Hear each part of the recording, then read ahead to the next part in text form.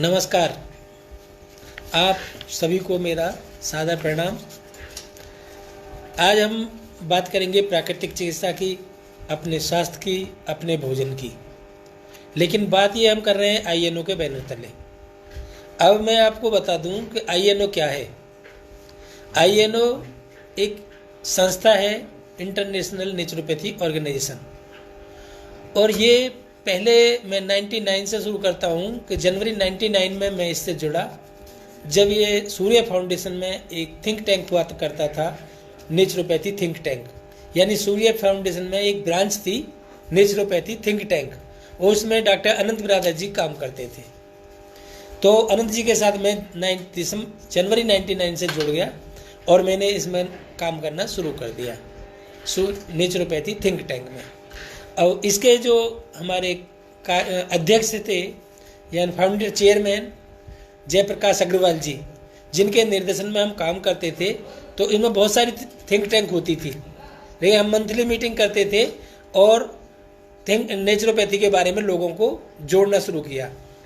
तो हमने जुड़ते जुड़ते जब इसमें हमने एक मीटिंग किया झिंझोली के अंदर, तो 1200 लोगों को बुलाया और सबको 3 दिन का कैंप कराया, PDC camp, personality development camp, और उसमें हमने 1200 लोगों को जोड़ा। तो जब जुड़ते जुड़ते ये इंटरनेशनल टाइप की होने लगी, देश विदेश से लोग जुड़ने लगे, तो हमने इसके लिए क्या किया कि इस संगठन को एक अलग संगठन के रूप में बनाने का कार्य किया।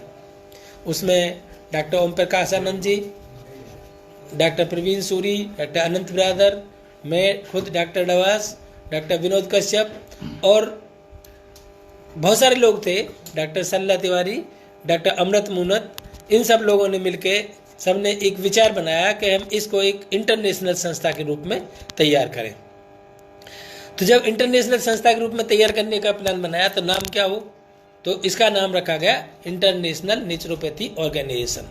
और बाहर के 22 देशों के लोग भी इसमें हमें भर्ती किए, जो प्राकृतिक चिकित्सा प्रेमी थे, प्राकृतिक चिकित्सक थे या प्राकृतिक चिकित्सा को जानते थे, मानते थे।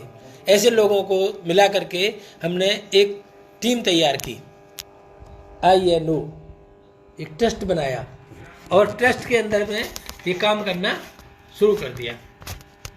तो फिर क्या होता है कि अब लोग बाहर से भी जुड़ने लगे।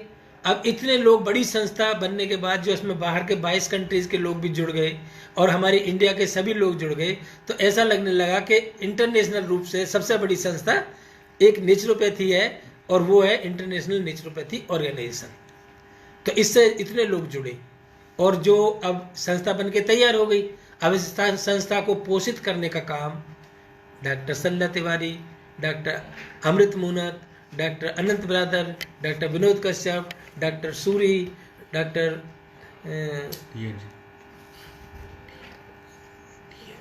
और बहुत सारे लोग थे जो इसमें जुड़े, और कुछ कार्य करने वाले जैसे कि कृष्णा है, त्रिभुवन है, ये सब हमारी इस टीम के सदस्य हो गए और इसमें काम करना शुरू कर दिया। तो ये सब लोग इस संस्था को पोषित कर रहे हैं। पोषित बोले तो इसको संवर्धन कर रहे हैं। तो संवर्धन करने इस संस्था का, तो ये संस्था अब इंटरनेशनल के प्लेटफॉर्म के रूप में तैयार हो गई। जब किसी को कोई भी परेशानी होती है, सेंट्रल ऑफिस में काम के लिए अपने फ़ोन करते हैं, अपने समस्या का समाधान पाते हैं। और दूसरे क्या कह सकते हैं, इसमें जो काम करने वाले हैं वो नेचुरोपैथी का काम भी कर रहे हैं, वो योग का काम भी कर रहे हैं, वो जितना भी हम कह सकते हैं मुख्य चिकित्सा पद्धतियाँ, उन सब को लेकर के काम कर रहे हैं। अब हमने क्या करना था, हमने इस संस्था को संवर्धन करना था और पोषित करना था। पोषित कर रहे हैं जमचोगी। तो जो लोग मैंने नाम लिए हैं, इतने लोग जो इसको संवर्धन कर रहे हैं, जिन्होंने इनको बनाया है, ऐसा प्लेटफॉर्म दिया है, और जयप्रकाश जी के आशीर्वाद से ये संस्था पूरी तरह से रूप में काम कर रही है। मैं उन सभी को सादर प्रणाम करता हूँ, उनका अभिनंदन करता हूँ। अब चलते हैं अपने विषय की ओर। हमारा विषय है प्रकृति, हम और हमारा स्वास्थ्य। प्रकृति, हम और हमारा स्वास्थ्य। इसके लिए हम प्रकृति को जानेंगे। अब प्रकृति क्या है, प्राकृतिक चिकित्सा पर बाद में आएंगे। प्रकृति है जिसमें हम रहते हैं, इसको ही प्रकृति कहते हैं। प्रकृति में 5 तत्व हैं, मिट्टी, पानी, धूप, हवा और आकाश। मिट्टी, पानी, धूप, हवा और आकाश। अब इसमें इसका हमसे क्या लिंक है? प्रकृति का, एक प्रकृति का लिंक है हमसे कि हमारे अंदर भी 5 तत्व हैं, मिट्टी, पानी, धूप, हवा और आकाश। अब हम प्रकृति से जुड़ते हैं तो इस तरह की चीज़ों को लेकर के चलते हैं और जब भी प्राकृतिक चिकित्सा बनी। अब प्राकृतिक चिकित्सा एक पद्धति हो गई, प्राकृतिक चिकित्सा एक पद्धति हो गई, और ये पद्धति कब से है? जब से प्रकृति है। तो हम कह सकते हैं कि सबसे पहली चिकित्सा पद्धति है वो प्राकृतिक चिकित्सा ही है। दूसरी पद्धतियां आयुर्वेद, यूनानी, होम्योपैथी, सिद्धा, एलोपैथी बाद में आई है। एलोपैथी को तो 250 वर्ष ही हुए हैं, लेकिन 250 वर्ष में सब लोग इसको जान गए, सब लोग इसको मानते हैं। तो हमने प्राकृतिक चिकित्सा को भी उसी तरह मनाना है और उसको जनाना है। हम सब प्राकृतिक चिकित्सकों का फर्ज बनता है कि प्राकृतिक चिकित्सा के विषय में फंडामेंटल रूप से लोगों को समझाएं, जिससे वो जुड़ें और एक व्यापक अभियान चलाया जाए। जिस तरह के एलोपैथी जन जन तक पहुंची हुई है 250 वर्ष के अंदर, तो हम चाहते हैं कि 50 वर्ष के अंदर प्राकृतिक चिकित्सा जन जन तक पहुंचे। हम इसका इतना ज्ञान लें, इतनी शिक्षा लें कि जन जन तक इसको पहुंचा सकें और वो हमारी बात पर विश्वास कर सकें। अभी हमारी बात पर विश्वास नहीं किया जाता, कम लोग करते हैं, कहते हैं देर से लाभ होगा। मैं कहता हूं देर से लाभ नहीं होता। अगर हमें जानकारी है तो प्राकृतिक चिकित्सा में एलोपैथी से भी जल्दी लाभ होता है, लेकिन हमें जानकारी कितनी कम है, हम कम जानकारी रखते हैं। इसकी डीप नॉलेज लें, इसको रूट लेवल से पढ़ें और जब लोगों को अप्लाई करें, लोगों को समझाएं उस बात को, तभी हम जा कर के ऐसा कर पाएंगे। अब प्राकृतिक चिकित्सा क्या होता है? इसकी 5 फैकल्टी होती हैं। पहली फैकल्टी है मिट्टी, जिसको कहते हैं मिट्टी चिकित्सा, मिट्टी द्वारा चिकित्सा करना। दूसरी फैकल्टी है पानी, जिसको कहते हैं हाइड्रोथेरेपी, पानी के द्वारा चिकित्सा करना। तीसरा है सूर्य, इसको कहते हैं क्रोमोथेरेपी, सूर्य की किरणों के द्वारा हम प्रोडक्ट तैयार करते हैं, सूर्य की किरणों का शरीर पर विशेष डालते हैं, किरणों को डालते हैं और तब लाभ देते हैं, ट्रीटमेंट किया जाता है, इसको बोलते हैं क्रोमोथेरेपी। चौथा है एयर यानी वायु, इसको बोलते हैं एयरोथेरेपी। आपने प्राणायाम किया होगा, सुना होगा प्राणायाम के बारे में, रेचक, पूरक, कुंभक, यानी हम अपनी एयर को बैलेंस करें शरीर के अंदर। शरीर के अंदर जो 5 तत्व हैं उनमें से एयर भी है, तो उसको हम बैलेंस रखें तो सही रहेंगे। और 5वां है आकाश। आकाश मीन्स फास्टिंग, ये फिर इसकी थेरेपी का नाम है फास्टिंग। हम उपवास द्वारा जटिल से जटिल और अनेक रोगों को ठीक कर सकते हैं। ये 5 फैकल्टियाँ हो गई। अब इनमें से सभी फैकल्टियों के ऊपर हम बोलेंगे तो एक ग्रंथ लिख जाएगा। तो मैं आपको 2 ट्रीटमेंट की थेरेपीज बताऊंगा जो आसानी से आप अपने घर पर ले सकते हैं। पहली लेते हैं मिट्टी चिकित्सा यानी मड थेरेपी। मड थेरेपी में से एक टेक्निक लेंगे, एक थेरेपी लेंगे। क्या है? Abdomen mud pack. Abdomen mud pack के लिए एक ट्रे लेते हैं, लकड़ी की या प्लास्टिक की एक ट्रे लेते हैं जो 10 इंच गुणा 12 इंच, इससे थोड़ा बड़ी भी हो सकती है जो आदमी का साइज बड़ा है तो, लेकिन 10 इंच 12 इंच नॉर्मल साइज है जो सभी को दिया जा सकता है। 10x12 10 गुणा 12 इंच की प्लेट लेकर उसमें एक महीन कपड़ा, गीला कपड़ा नीचे फैला देते हैं। उसके ऊपर 12 घंटे पहले भीगी हुई पीली मिट्टी डालते हैं और फैला देते हैं। ट्रे को फैला देते हैं, पानी छिड़क के उसको प्लेन कर देते हैं। अब इस मिट्टी को आदमी को जब बेंच पर लेटाकर और उसके कपड़े हटाकर पेड़ों के ऊपर रखते हैं और पलट के रख देते हैं, जिससे कि पूरा लाभ आ जाए, मिट्टी पूरे पेट को ढक ले, कपड़ा ऊपर हो मिट्टी नीचे हो, यानी मिट्टी का डायरेक्ट टच होना चाहिए। ट्रे को पलट के रखेंगे तो डायरेक्ट टच में आ जाएगी। इसको रख दिया, कपड़ा ऊपर से है, 2 बूंद पानी की छिड़क के कपड़े को सेट करके छोड़ देते हैं। इस तरह का 40 मिनट लगा रहता है। 40 मिनट लगे रहने से तो मिट्टी की पट्टी जो कितना लाभ करती है इसके बारे में मैं बताऊंगा। फिर इस मिट्टी की पट्टी को हटा देते हैं, सूखे तौलिए से घर्षण देते हैं। इससे घर्षण देने के बाद हम इसको पेस्ट को छोड़ देते हैं। अब देखिए इसके लाभ क्या हैं। मिट्टी पट्टी, पीली मिट्टी की पट्टी के लाभ बता रहा हूँ मैं। पीली मिट्टी की पट्टी लीवर को एक्टिवेट करती है। किसी को भूख नहीं लगती, किसी का पाचन ठीक नहीं है, तो उस मिट्टी से लाभ हो जाता है, भूख लगने लगती है और लिवर एक्टिवेट हो जाता है, बढ़ा हुआ लिवर घट जाता है, जिससे उल्टे लिवर सिरोसिस हो गया, लिवर एनलार्ज हो गया, इनमें सब में लाभ देती है। दूसरा लाभ होता है आंतों की पेरिस्टाल्टिक मूवमेंट को नियंत्रित करती है। छोटी आंत बहुत तेज़ी से भोजन को आकर्षण करके उसको पचाती है, एंजाइम मिलाती है। अगर वो एक्टिवेट नहीं है तो ये सब चीज़ें धीमी पड़ जाती हैं और भोजन पचना कम हो जाता है। तो इसमें हम इसका लाभ देते हैं कि मिट्टी पट्टी को देने से हमारी आंतों की पेरिस्टाल्टिक मूवमेंट ठीक हो जाती है, भोजन का पाचन और भोजन का मल का निष्कासन बड़े आराम से होता है। दूसरी एक पैंक्रियाज ग्लैंड होती है, अगर वो सुस्त पड़ गई है या डायबिटीज होने के चांस हो रहे हैं, शुगर लेवल बढ़ता जा रहा है, तो उसमें हम मिट्टी की पट्टी लगाते हैं तो पैंक्रियाज एक्टिवेट हो जाता है और डायबिटीज में लाभ मिलता है। उससे थोड़ा सा नीचे और देखें तो बड़ी हुई तोंद घट जाती है, कब्ज दूर होती है। अब ये पीली मिट्टी के लाभ बताए, लेकिन कुछ महिलाओं को, बहनों को सिस्टाइटिस की प्रॉब्लम होती है। ओवरी में सिस्ट हो गई या फिब्रॉइड हो गई, यूट्रस में हो गई, फैलोपियन ट्यूब में हो गया, तो ये कहीं भी सिस्ट या फिब्रॉइड हो जाता है, तो इसके लिए हम काली मिट्टी का प्रयोग करते हैं। काली मिट्टी को लगा करके उस छोड़ देते हैं 40 मिनट के लिए, और कुछ दिन लगाते हैं लगातार, तो हमारी फिब्रॉइड डिसॉल्व हो जाती हैं और ये डिसमिस हो जाती है, यानी घुल के निकल जाती है, बाहर से खत्म हो जाती है। तो ये थे हमारे मिट्टी के प्रयोग। अब हम करेंगे दूसरी फैकल्टी में चलते हैं, हाइड्रोथेरेपी। हाइड्रोथेरेपी में एक वो होता है, एक थेरेपी होती है एब्डोमेन कोल्ड पैक, यानी पेट का ही बता रहा हूँ। पेट के बारे में पहले बताया और पेट के बारे में फिर बता रहा हूँ कि एब्डोमेन कोल्ड पैक। तो एब्डोमेन कोल्ड पैक में हम पानी की पट्टी लेते हैं, 2 प्रकार की, एक सूती और एक ऊनी, जिनकी चौड़ाई होती है 1 फीट, लंबाई लगभग 2.5-3 मीटर की लगभग होती है, और उनमें बेल्ट बांधने के लिए फीता बंधा होता है।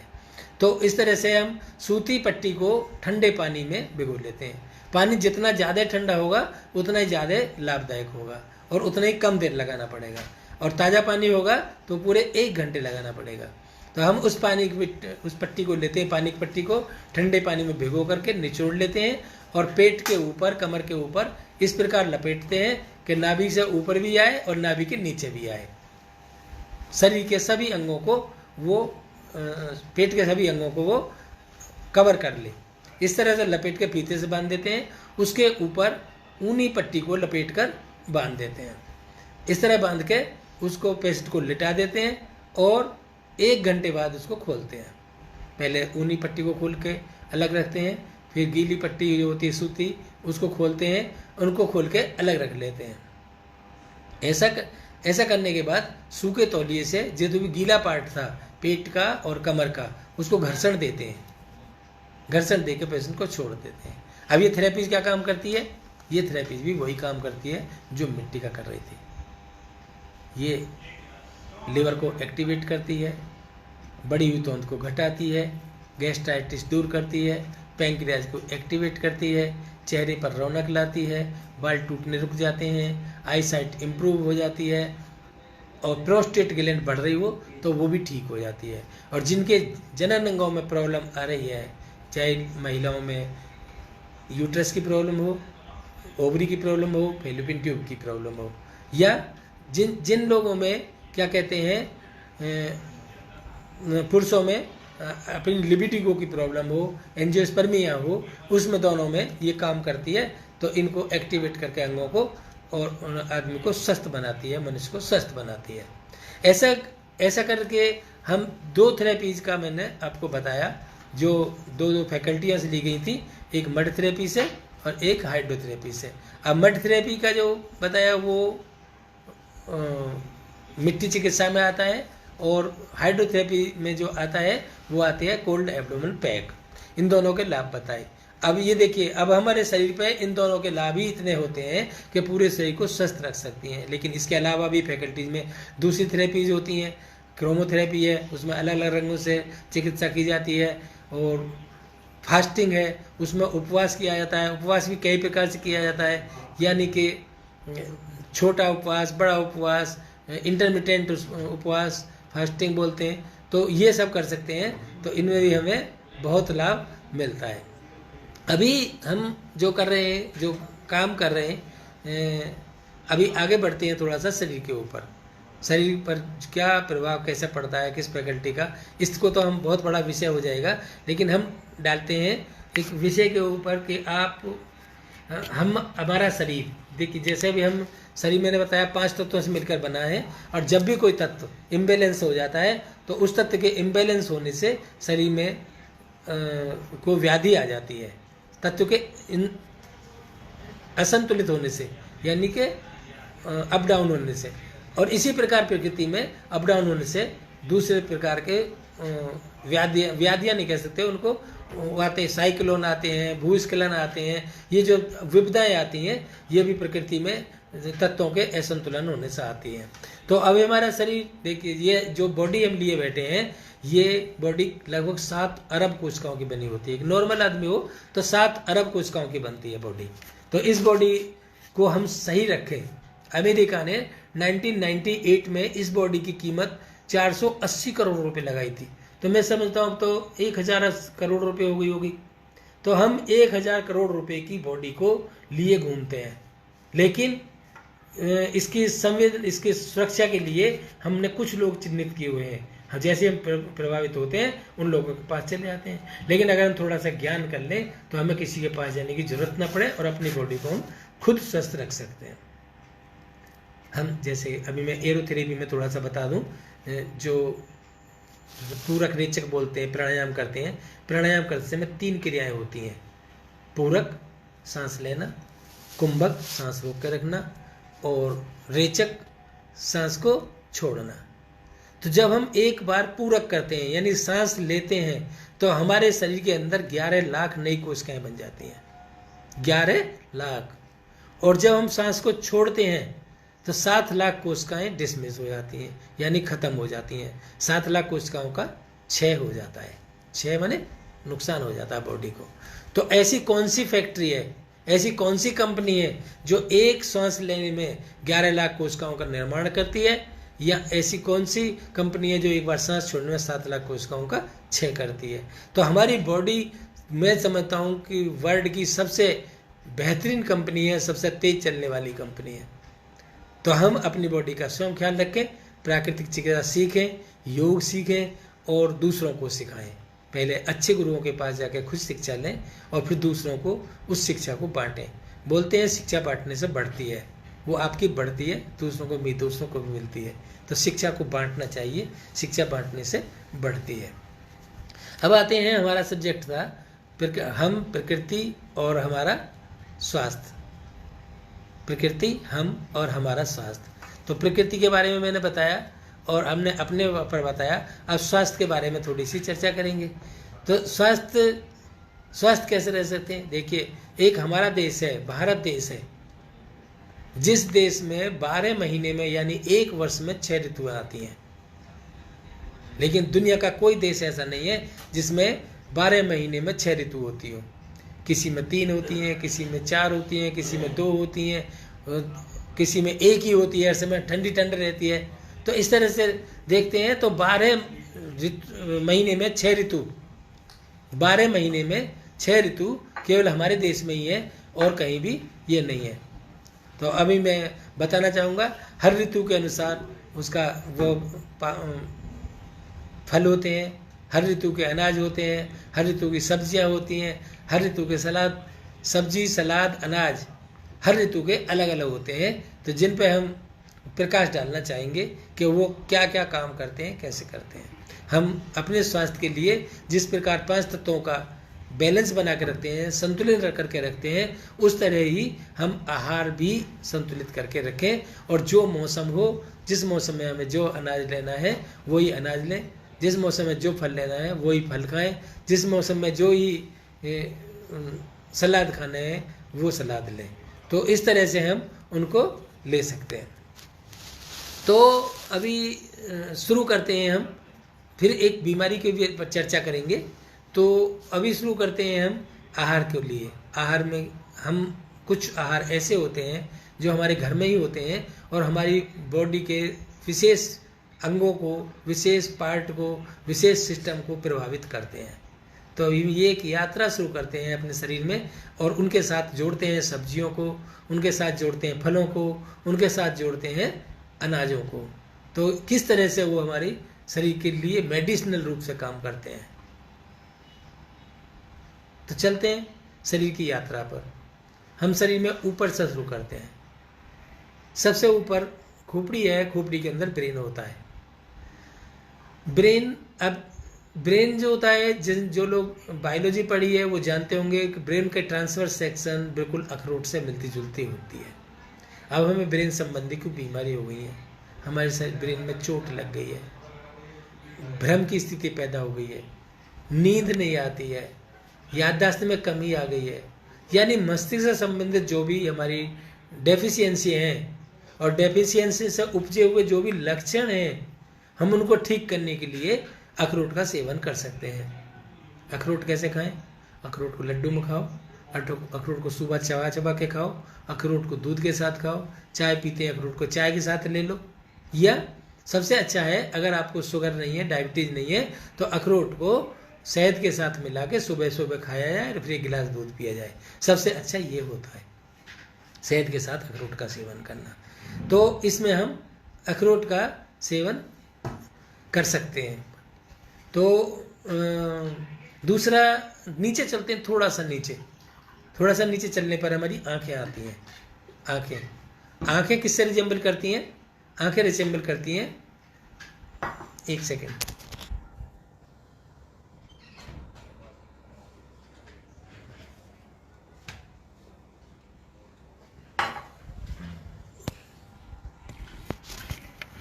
आंखें रिजेंबल करती हैं हमारी बादाम से। अब हमारी साइटनेस, शॉर्ट साइटनेस हो गई है, दूर का नहीं दिखता, कम का पास का नहीं दिखता, आंखें कमज़ोर होती हैं, स्ट्रेन रहता है आंखों में, पलकें भारी रहती हैं, देखने में परेशानी होती है। तो इसके लिए हम बादाम का सेवन कर सकते हैं। बादाम के लड्डू बना के खाइए, बादाम को चबा चबा के खाइए, बादाम को दूध के साथ खाइए, बादाम को शहद के साथ खाइए, जैसे भी खाइए बादाम खाइए, आंखें ठीक रहेंगी। थोड़ा सा नीचे चलते हैं, यहाँ गले में 2 थायराइड ग्लैंड होती हैं। थायराइड ग्लैंड की शक्ल सिंगाड़े जैसी होती है। आपको हाइपरथायरॉयडिज्म हो गया, आपको हाइपरथायरॉयडिज्म हो गया, दोनों स्थिति में, अति में भी और कमी में भी, दोनों स्थिति में हम सिंगाड़े का सेवन कर सकते हैं, क्योंकि थायराइड की ग्लैंड सिंगाड़े से बिल्कुल मिलती जुलती होती है। सिंगाड़े का जब भी मौसम, अब आप कहेंगे सिंगाड़े तो 2 महीने के लिए आते हैं, तो आप 2 महीने कच्चे सिंगाड़े खा लीजिए, सिंगाड़े उबाल के खा लीजिए, या उसके बाद आप सिंगाड़े के आटे का प्रयोग कर लीजिए। जब सिंगाड़े नहीं मिलते, मौसम आउट हो गया, तो सिंगाड़े के आटे का प्रयोग कर लीजिए। इससे थोड़ा नीचे आती है ईसोफेगस और स्टमक और ईसोफेगस दोनों, इनकी आकार लौकिक जैसी होता है। आप पाचन तंत्र में देखेंगे तो इनके चित्र को देखेंगे तो लौकी से मिलता जुलता है। आपको हाइपर एसिडिटी हो गई, आपके पाचक एंजाइम पूरी तरह नहीं बन रहे, आपको हार्टबर्न होती है, कुछ भी होता है, उसमें आप लौकी की सब्जी खाइए, लौकी का जूस पीजिए, देखिए कितनी जल्दी आपको कवर करते हैं। आप कहते हैं ना एलोपैथी बहुत जल्दी कवर करता है, मैं कहता हूँ नेचुरोपैथी भी उतनी जल्दी कवर करता है और उससे भी ज़्यादा जल्दी कवर करता है। लेकिन आप श्रद्धा के साथ इसको करके तो देखिए। उसे थोड़ा नीचे जाते हैं, ड्यूडिनम आती है, छोटी आंत आती है, दोनों की लंबाई और शक्ल तोरई जैसी होती है। तोरई में क्या करते हैं? तोरई को अगर हमारी आंतों की पेरिस्टल्टिक मूवमेंट धीमी हो गई, हमारी आंतों में एंजाइम पूरी तरह से नहीं निकल रही, पाचन क्रिया सुस्त पड़ गई है, तो क्या करें? हम तोरई का सेवन करें, तोरई की सब्जी खाएं और सलाद में ककड़ी का सेवन करें, ककड़ी खाएं। अब तोरई और ककड़ी खाने से हमारी आंतों की पेरिस्टल्टिक मूवमेंट भी ठीक हो जाएगी, हमारे एंजाइम भी प्रॉपर बनने लगेंगे, हमारा भोजन भी ठीक पचने लगेगा। तो जब हम इन चीज़ों से भोजन पचा सकते हैं, इन चीज़ों से इनको इम्प्रूवमेंट दे सकते हैं, तो इनको करें। उसके थोड़ा नीचे आते, उसके थोड़े चारों तरफ, छोटी आंत के चारों तरफ एक बड़ी आंत होती है, जो असेंडिंग डिसेंडिंग पार्ट में होती है, वो बैरल टाइप की होती है, थोड़ा छोटी आंत से मोटी होती है और भारी भी होती है। उसके अंदर भोजन पचने के बाद उसके अंदर जाता है, जहाँ से अच्छे अच्छे तत्वों का अवशोषण होता है, शरीर के लिए अवचूषण होता है। उसको करने का काम वो करते हैं। अभी आप कहते हैं कि मैं खाता तो खूब हूँ, पछता भी है, लगता नहीं है, चेहरे पे गिलो नहीं आ रहा, खून कम पड़ रहा है, एनर्जी नहीं रहती, सुस्ती सी रहती है, तो वो हमारी बड़ी आंत में मल पड़ा हुआ होता है, बाहर नहीं निकलता और बड़ी आंत एक्टिवेट अच्छी तरह से नहीं हो पाती। तो उसको करने के लिए हमें क्या करना है? बड़ी आंत को एक्टिवेट करने के लिए हमें खीरे का प्रयोग करना है। खीरा सलाद के रूप में खाएं, खीरे का रायता लें, जैसे भी खाएं खीरा खाएं, खीरे की लौज बना के खाएं, तो बड़ी आंत की सफाई हो जाएगी। और जब बड़ी आंत की सफाई हो जाएगी, वो एक्टिवेट हो जाएगी, तो हमारे अंदर भोजन का अवशोषण भी होगा, पचे हुए भोजन का, तो रक्त भी अच्छा बनने लगेगा, सुस्ती भी दूर हो जाएगी, चेहरे पे ग्लो भी आएगा और पेट का भारीपन भी कम हो जाएगा। ये हमारा पूरा एलिमेंट्री कैनाल हो गया। अब थोड़ा सा और ऊपर चलते हैं। लंग्स दो होते हैं और इनकी शक्ल जो होती है वो जौ के समान होती है। आपने जौ देखा होगा। अब लंग्स में भारीपन आ गया, कार्बन डिपॉजिट हो गया, जमा हो गया, तो उसमें क्या करेंगे? खांसी ज़्यादा आती है, लंग्स सिकुड़ गए हैं, तो हम उसके लिए जौ के ऊपर भस्म बना लेंगे जौ। तो उस भस्म को पीस करके बारीक करके और 6 ग्राम जौ की भस्म, 6 ग्राम मिश्री, दोनों मिला के गर्म पानी से 2 टाइम लेंगे, तो हमारे फेफड़ों की संबंधी बीमारी ठीक हो जाएगी। फेफड़े बिल्कुल स्वस्थ हो जाएंगे, काम करने लगेंगे। फेफड़ों में काम करने में क्या एक्टिविटी कम आती है कि फेफड़ों में कार्बन जमा हो जाता है, क्योंकि ऑक्सीजन आती है, धूल मिट्टी जमा हो जाती है, भारी हो जाते हैं। तो उनके लिए हम जौ की राख और मिश्री का सेवन गर्म पानी से करें। इसके अलावा फलों में क्या खाएं? सहतूत होते हैं, आप सहतूत खा सकते हैं। ऑक्सीजन की पूर्ति के लिए आप गूलर खा सकते हैं, आप अंजीर ले सकते हैं। इतनी चीज़ फेफड़ों को सही करने के लिए हम ले सकते हैं और देखेंगे हम बहुत जल्दी स्वस्थ हो रहे हैं। अभी हम क्या करते हैं कि हार्ट, दूसरा एक और अंग आता है हार्ट। ये बहुत इंपॉर्टेंट है। ये शरीर के अंदर होता है, बीच के पार्ट में होता है, लेफ्ट साइड में होता है, और इसमें ये एक मुट्ठी के आकार का होता है। जिस आदमी की जितनी बड़ी मुट्ठी, या कह सकते हैं कि 10 सेंटीमीटर लंबा, 4 सेंटीमीटर 10 सेंटीमीटर लंबा, 4 सेंटीमीटर चौड़ा, 4 और 400 ग्राम के लगभग होता है हार्ट। और हार्ट की क्या खासियत है?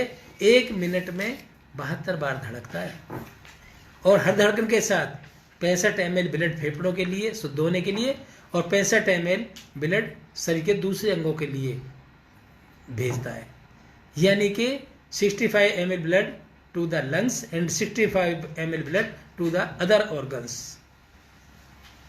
प्योरीफाई होने के लिए भेज दिया और प्योरीफाइड ब्लड को दूसरे अंगों के लिए भेज दिया कि ये वो वहाँ काम करेगा।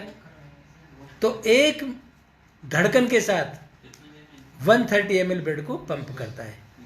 और ये पंप क्या बोले तो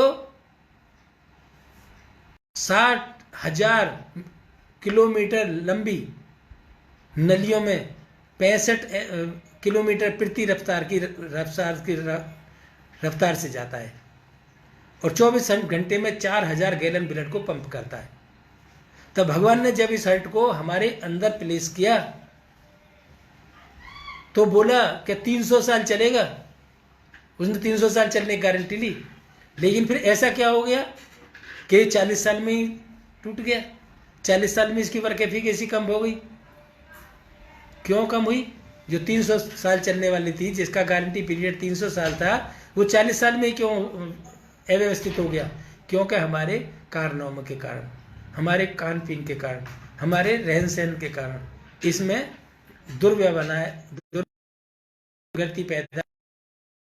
दुर्व्यवहार पैदा हो गया। ये अच्छी तरह से काम नहीं कर पाता। फिर इसकी मेंटेन के लिए हम तरह तरह के प्रयोग करते हैं। तो हार्ट का प्रॉब्लम के लिए हमें क्या करना चाहिए? बहुत इंपॉर्टेंट पार्ट है। हर समय धड़कता है, 2-3 मिनट ना धड़के तो आदमी का काम हो जाएगा। तो हमें क्या करना चाहिए? हमें इस हार्ट की शक्ल जो होती है नारियल जैसी होती है। तो कोई भी हमें हार्ट की प्रॉब्लम होती है, नारियल का पानी पीना चाहिए। ब्लड प्रेशर ज़्यादा होता है तो भी और कम होता है तो भी नारियल का पानी पीना चाहिए। नारियल के पानी से संवर्धन होता है। दूसरा, लौकी का पानी पीना चाहिए, यानी कि कद्दू। तीसरा, सफ़ेद पेठे का रस लेना चाहिए। अब आप एक चीज़ नहीं लिख सकते तो बदल बदल कर ले सकते हैं, लेकिन 3 चीज़ों से हार्ट में बहुत लाभ होता है। दूसरा, कहते हैं हार्ट की मांसपेशियां कमज़ोर हो गई हैं, अब क्या करें? तो हार्ट की मांसपेशियों की कमजोरी दूर करने के लिए, हार्ट के वाल्व को एक्टिवेट करने के लिए, जो वाल्व प्रॉपर रूप में चलते रहे उनको एक्टिवेट करने के लिए हमें क्या करना है?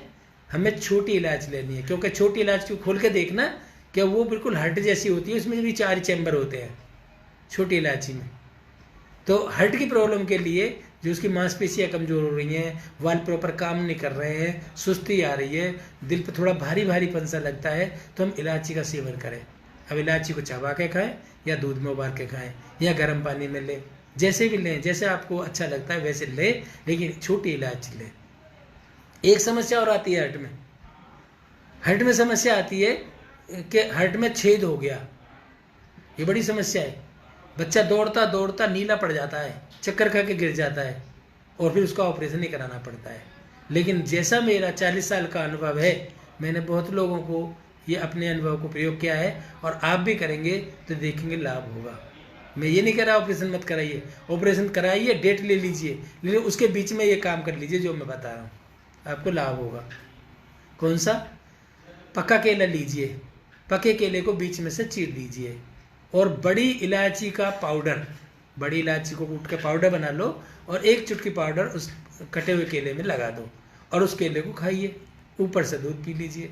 आप देखिए कि आपके हार्ट में अगर एक ही छेद है तो 3 महीने करने के बाद आपका वो छेद अपने आप भर जाएगा और आपको कहीं जाने की जरूरत नहीं पड़ेगी। फिर आप दौड़ भी लगा सकते हैं, आप काम भी कर सकते हैं, कठिन काम भी कर सकते हैं, आप वजन भी उठा सकते हैं।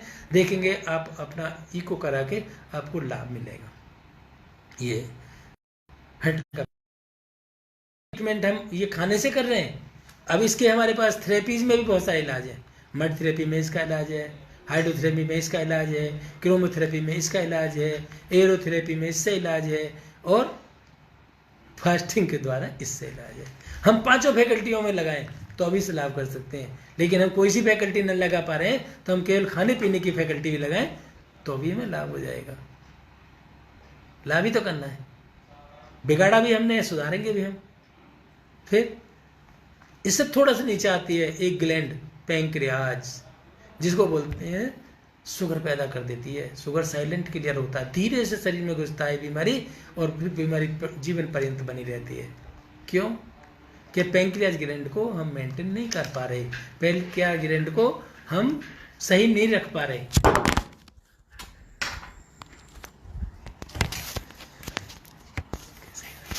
तो पैंक्रियाज ग्लैंड को सही रखने के लिए हमें क्या करना चाहिए? क्यों? पैंक्रियाज की शक्ल कैसी होती है? पैंक्रियाज की शक्ल होती है नीम के पत्ते जैसी, पैंक्रियाज की शक्ल होती है करेले जैसी। आई समझ? पैंक्रियाज की शक्ल होती है जामुन जैसी। तो अब देखिए, अगर हम पैंक्रियाज इनएक्टिव हो गया, न हमारे डायबिटीज का हो गया रोग और शुगर लेवल बढ़ गया ब्लड के अंदर, तो सुबह सुबह 5 पत्ते नीम के चबा लो। कि नीम पैंक्रियाज जैसा होता है, वो क्या देगा? वो किस ऐसे एंजाइम देगा जो आपके शुगर के लेवल को तो सही करेंगे ही करेंगे और आपके पैंक्रियाज को भी मोटिवेट करेंगे, एक्टिवेट करेंगे। आई समझ? तो नीम के पत्ते से हम पैंक्रियाज को एक्टिवेट करते हैं। दूसरा करेला है। अब करेला भी शक्ल में बिल्कुल पैंक्रियाज जैसा होता है, जैसी करेले की शक्ल वैसी पैंक्रियाज की शक्ल। तो हम करेले की सब्जी खाएं, करेले का अचार खाएं, है ना, करेले का जूस पिएं, तो हम उसको अपने पैंक्रियाज को एक्टिवेट कर सकते हैं। पैंक्रियाज में क्या होता है?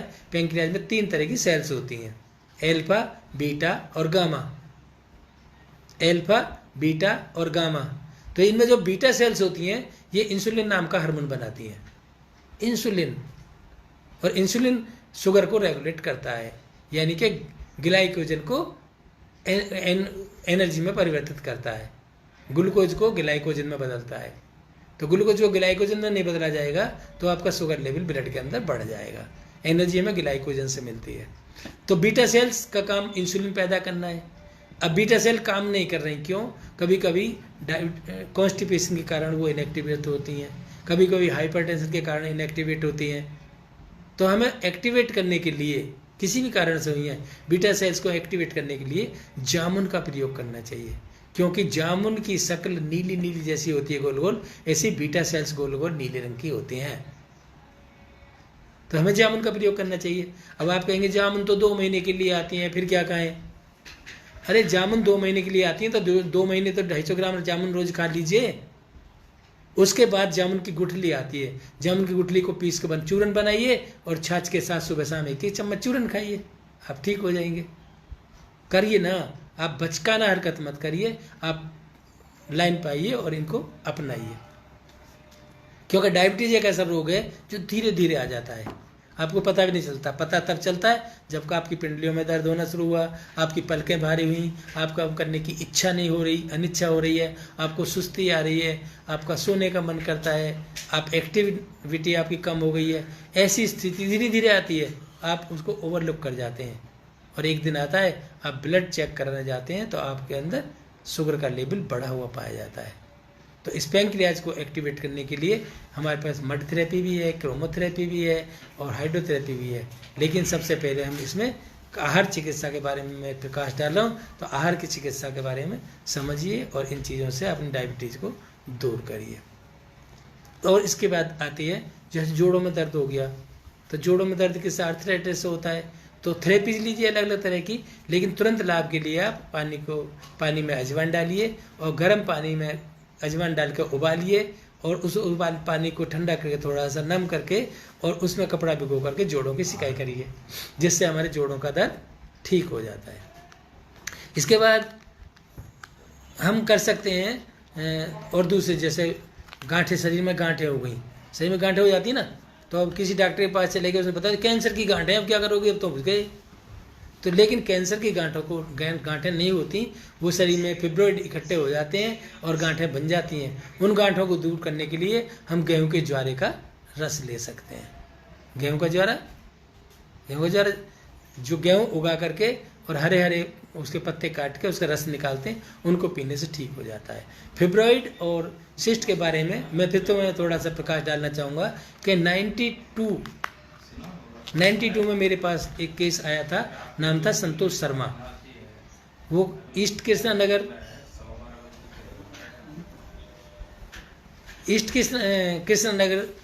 के चंदर नगर से आई थी। वो, उसका नाम मुझे अभी भी याद है क्यों, वो फिब्रोइड का या सिस्टाइटिस का मेरा पहला केस था। मैंने उसको देखा, सब बताया उसको कि ये ठीक हो जाओगी, आप चिंता मत करो, लेकिन अंदर से मैं भी बिल्कुल आश्वस्त नहीं था कि मैं ठीक कर दूंगा। तो मैं उनको लेकर के करोल बाग में डॉक्टर एन.के. शर्मा के पास गया। एन.के. शर्मा से मिला, उनको दिखाया, बोले डबस कोई चिंता नहीं, आप इसका ट्रीटमेंट करो और इसकी प्रोटीन डाइट बंद कर दो, आप ही ट्रीटमेंट करो। उन्होंने ट्रीटमेंट करने से मना कर दिया और मेरे पास ही भेज दिया।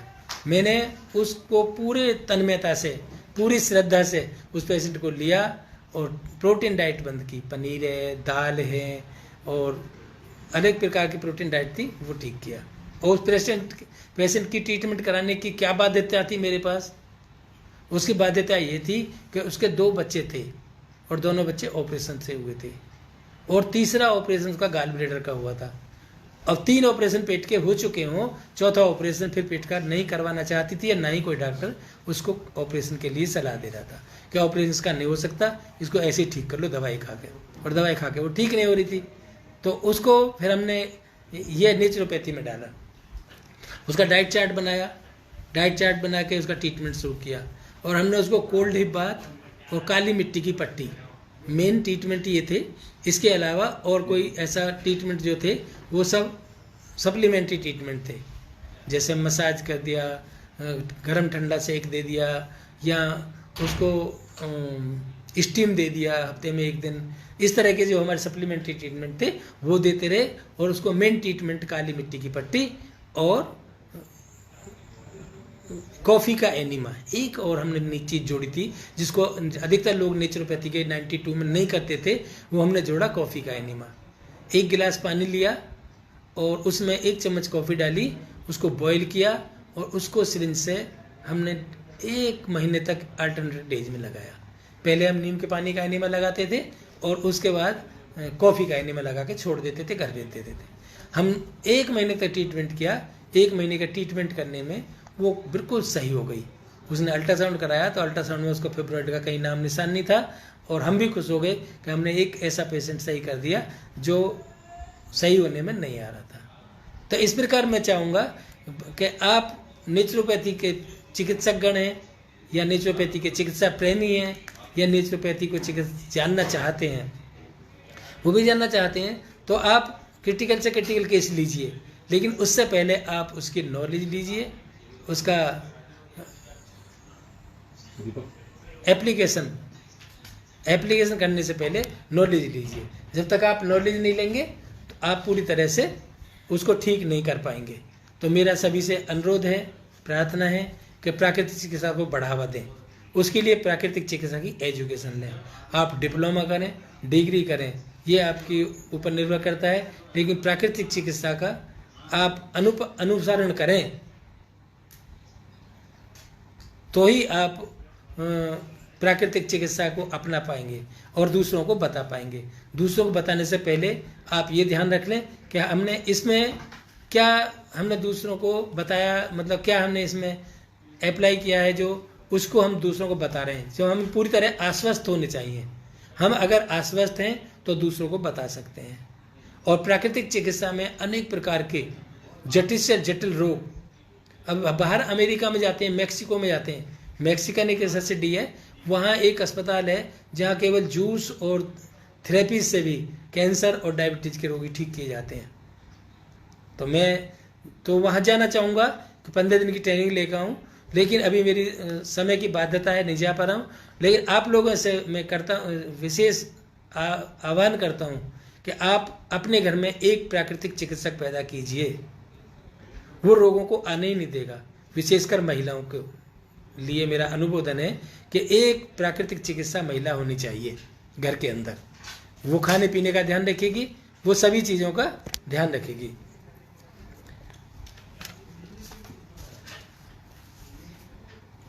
और इस जो आजकल चल रहा है कोरोना की महामारी के बीच में मैं कहना चाहूँगा कि इसमें आप डरिए मत, सामना करिए।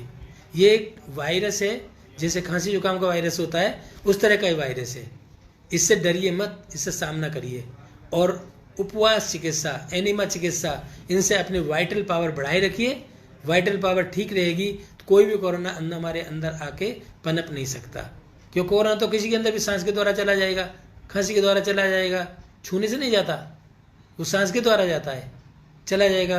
और जब जाएगा तो वहाँ जैसे और बैक्टीरिया वायरस पड़े रहते हैं, पड़ा रहेगा, क्योंकि हमारी वाइटल पावर इतनी अच्छी है कि वो वहाँ जाके डेवलप नहीं कर सकता। तो आप इसके बारे में निश्चिंत रहिए और अपनी इम्यूनिटी पावर बढ़ाने के लिए तरह तरह की विधियों को अपनाइए। तो कोरोना से बारे में डरने की जरूरत नहीं है। हमारे प्रधानमंत्री भी, नरेंद्र मोदी भी इसके लिए सोशल डिस्टेंस का जो फॉर्मूला अपनाए हैं ये काफ़ी हद तक ठीक है। और मास्क लगा के रहिए, सोशल डिस्टेंसिंग बना के रखिए और इसके सबके सबसे पहले अपने शरीर की वाइटल पावर को बढ़ा के रखिए। हमारी वाइटल पावर सही रहेगी तो कोई भी कोरोना नहीं पनप पाएगा। और मैं अभी आपसे फिर अनुरोध करता हूँ कि परिवार में एक नेचुरोपैथ जरूर होना चाहिए और महिला हो तो ज़्यादा सशक्तिकरण रहेगा। आप प्राकृतिक चिकित्सा की, योग की शिक्षा लीजिए और आपने अपने को, अपने परिवार को सही रखिए। उसके अपना परिवार और आप स्वस्थ रहेंगे तो समाज स्वस्थ रहेगा और समाज स्वस्थ रहेगा तो पूरा विश्व स्वस्थ रहेगा। पूरे विश्व की स्वस्थ कामना के साथ डॉक्टर RS डवास, धन्यवाद।